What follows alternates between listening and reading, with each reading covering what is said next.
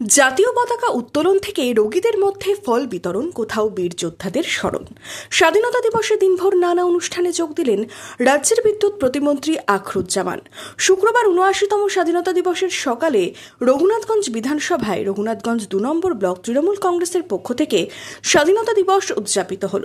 রঘুনাথগঞ্জ ২ নম্বর ব্লকের তেঘরি হাসপাতালে রোগীদের দ্রুত আরোগ্য কামনা করে রোগীদের মধ্যে ফল বিতরণ করলেন মন্ত্রী আখরুজ্জামান। কথা বললেন রোগী ও রোগীর পরিজনদের সাথে। মন্ত্রী বলেন, ৭৯তম স্বাধীনতা দিবস আজকে শ্রদ্ধার সঙ্গে ভক্তির সঙ্গে দেশবাসী এই দিনটিকে পালন করছে।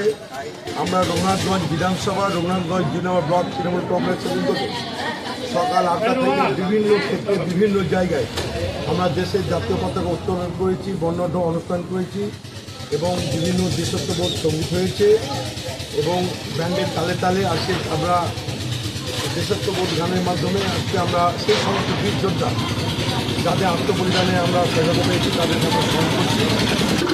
প্রতি বছর নয়, এবছরও আমরা এসেছিলাম এখানকার যে সমস্ত মুমূর্ষ রোগী তার চিকিৎসার জন্য হাসপাতালে ভর্তি আছে তাদের আমরা দ্রুত আরোগ্য কামনা করলাম এই দিনটিতে এবং তাদের ফল মিষ্টি দিয়ে তাদেরকে এই দিনে একটু আমরা শুভেচ্ছা জানালাম এবং তাদের দ্রুত আরোগ্য আমরা কামনা করলাম। তো আজকে বাঙালি যেখানে সারা বিশ্ব বঞ্চিত, আজকে দেশের ৭৯তম স্বাধীনতা দিবসে আমি দেশবাসীকে একটা শপথের জন্য এবং যাদের আত্মবলিদানে আমরা দেশ স্বাধীনতা অর্জন করেছি এবং স্বাধীন বলে আমরা দাবি করি এবং এই স্বাধীনতাকে আমরা রক্ষা করব।